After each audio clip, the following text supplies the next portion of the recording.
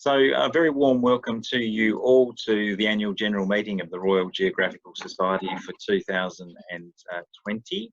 And thank you very much for joining remotely. And this is, I guess, an historic moment too, the first time that the Society's actually held an annual general meeting in this way, obviously due to circumstances. But in some ways, personally, I was quite excited about the prospect because it does actually open up an opportunity for more people to participate if they want to, and if they know how to use Zoom, to do so.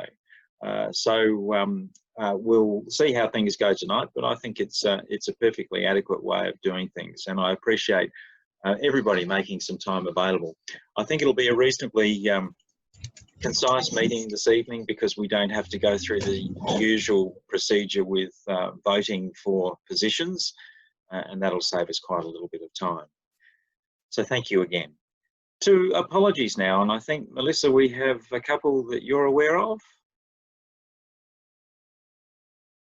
Does anyone else have any apologies that they would like to offer? Yes.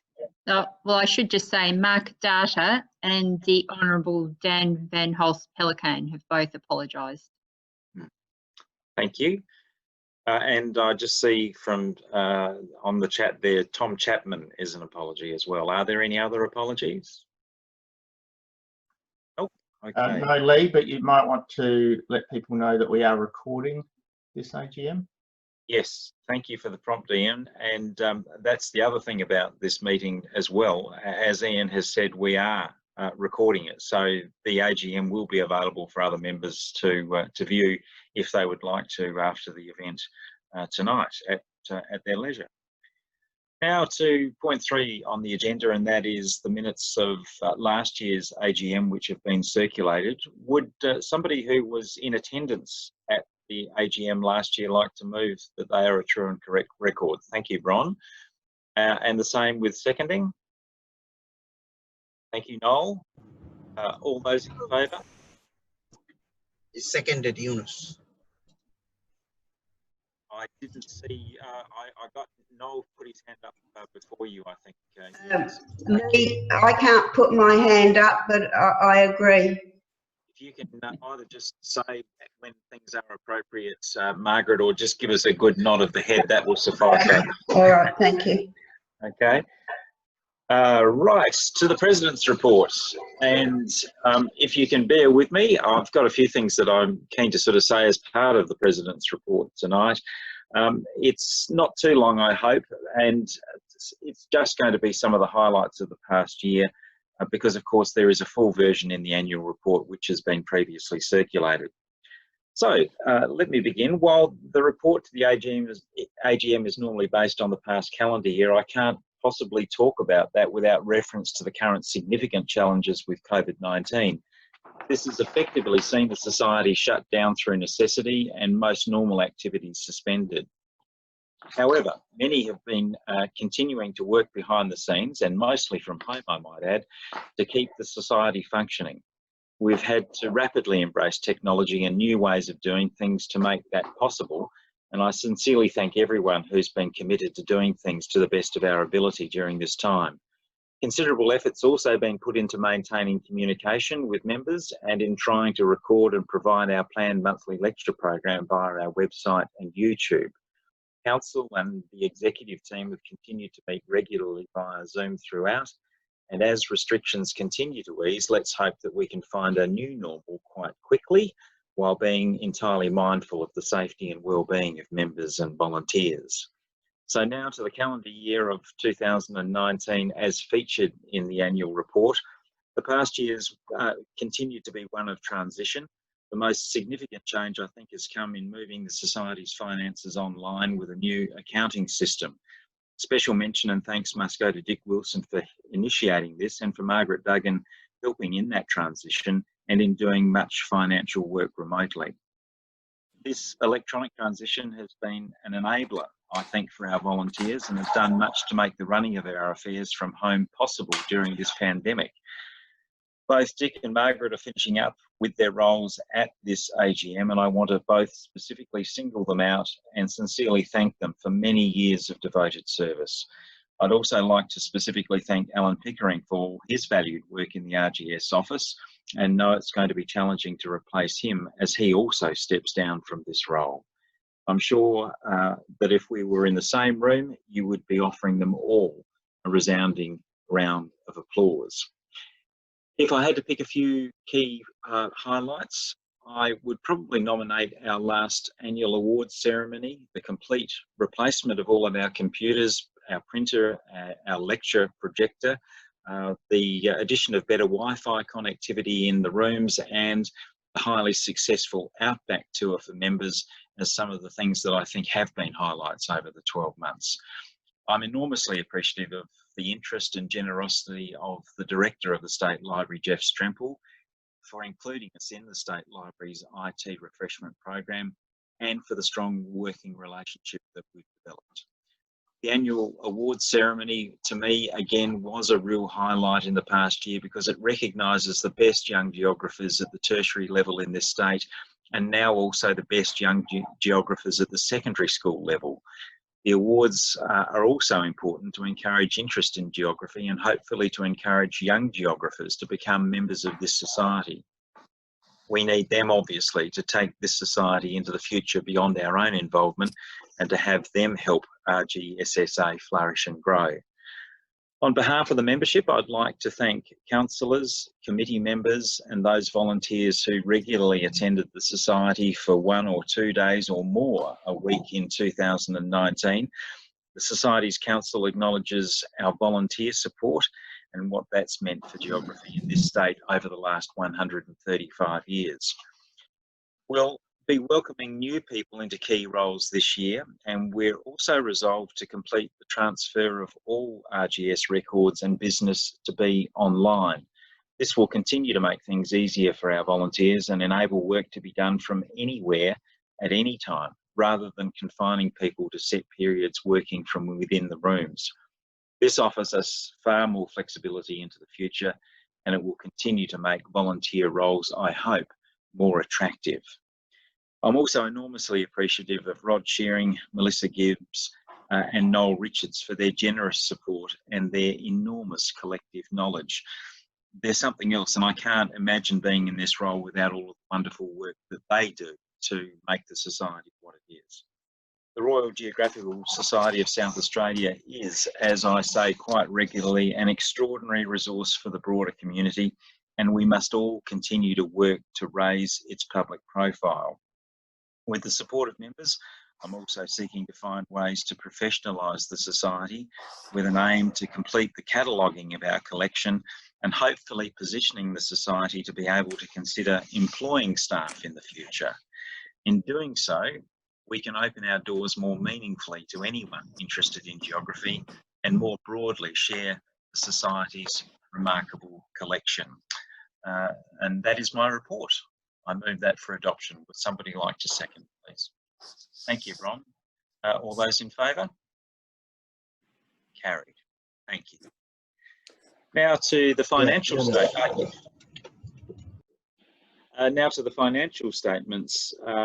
Dick, would you like to speak to those? We have a very comprehensive report, obviously, in the AGM, but over to you. Yeah, thanks very much, Lee.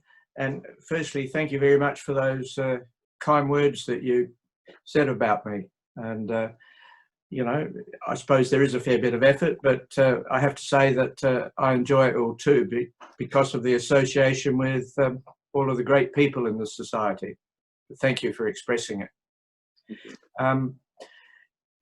The accounts pretty much speak for themselves, and we did have a particularly good year financially. In my written report, I've noted that that was particularly due to the very successful Outback trip, which Rod and Frances organised, and which it was so attractive and so well attended that it generated a surplus significantly higher than expected and contributed to the overall result.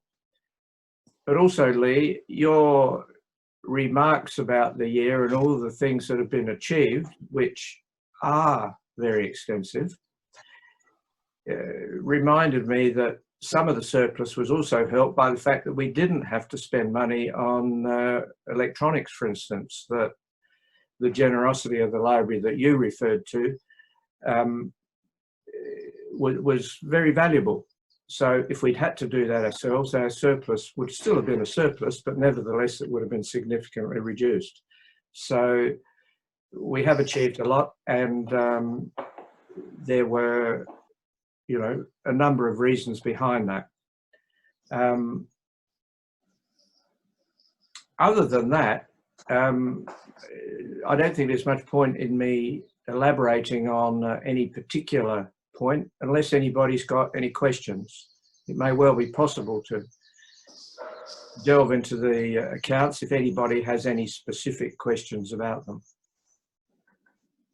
Any questions from anyone?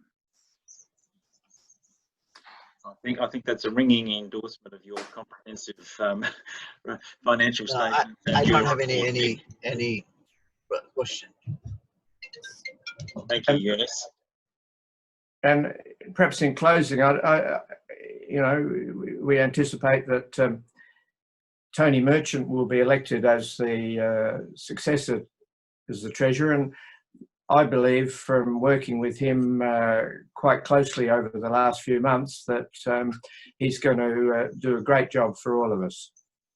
I'm looking forward to that. And, you know, in a transition, I'll be working closely with Tony to the extent that he wants me to. Other than that, thank you, Lee. Thank you, Dick. And would you like to move the adoption of the financial statements for the report? I would. I'd move it in those terms. Thank you, Dick. A seconder? Bronwyn? I'll second it. Oh, Wally? Well, actually, I might take Wally. How's that? Good on you. Wally, second. All in favour? If you'd raise your hand or nod your head, please. Unanimous, I think, by the sound of things. Thank you, Dick, and thank you for all of your work. And we're certainly looking forward to moving forward with Tony, which brings us to agenda item number 6, which is in fact the election of officers fulfilling council vacancies and positions. And I'd like to hand over to Melissa at this point, who has, I've got to say, done just a fantastic job at managing this process. It's been a significant one for her to do so.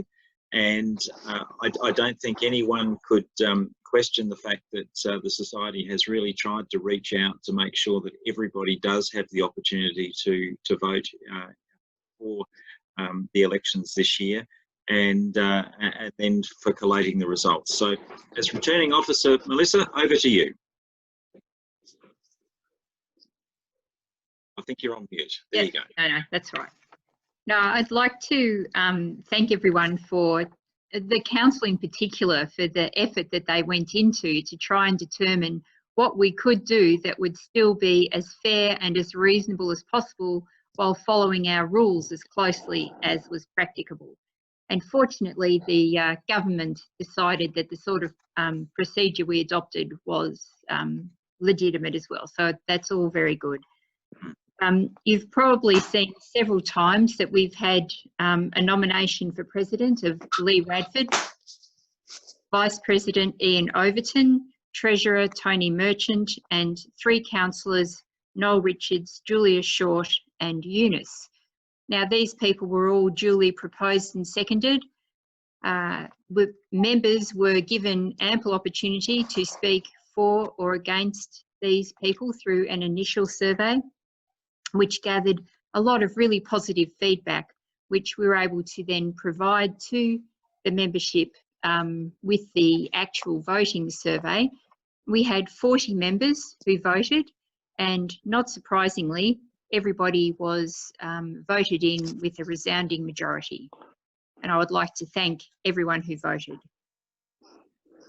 Thank you, Melissa, and congratulations to all of those who have been elected. Well done. Moving along to point number 7 on the agenda, and that is the election of a new fellow in the form of Colin Harris. And I've got to say, before I ask Melissa to actually say a few things about Colin, that when the proposal came up, everybody's reaction was unanimous, really, and enthusiastic when it came to the idea of making Colin a fellow of the Society. He's a remarkable man. He has done so much for the Society over many years, and without taking too much wind out of Melissa's sails, I'll throw to her in a second. We had actually asked we'd actually asked Brian Ward if he would like to speak to this nomination, given the fact that he was one of those who did put it forward. Brian was very enthusiastic about doing that at the AGM tonight. However, he hasn't actually been able to successfully grapple with the technology and couldn't actually join us on the Zoom meeting this evening. However, not to be deterred, he said he was absolutely honoured and thrilled to be asked to speak to Colin, and he then put pen to paper, and Melissa now has a few words from him to deliver to the AGM. All yours, Melissa. So as most of you would be aware, Brian Ward himself is a Fellow of the Society and a past President. And this is what he has to say about Colin. As a professional geographer, Colin has been an active member of the Rgssa since his student days. He's already a life member of the Society. He was elected to council in the 70s and spent 4 years as editor of the Society's journal. He served on various committees where his leadership as chair has been notable. For example, Historical Memorials 78 to 80, Program 95 to 2003, and Publications 2005 to 2014. He was chair of the Library Committee for about 10 years and a member of that committee for at least 20. Over the years, Colin has made many contributions to the Society, including several articles in the Society's proceedings and addresses to the Society. He's also been involved with field trips run for and or with the Society. Most notably, he was president of the Society from 77 to 81. Thank you, Melissa, and thank you to Brian for providing that brief summary of some of the things, and I'm sure that they are just some of the things that Colin has done over the years. Would anybody else like to say anything in support of Colin's nomination?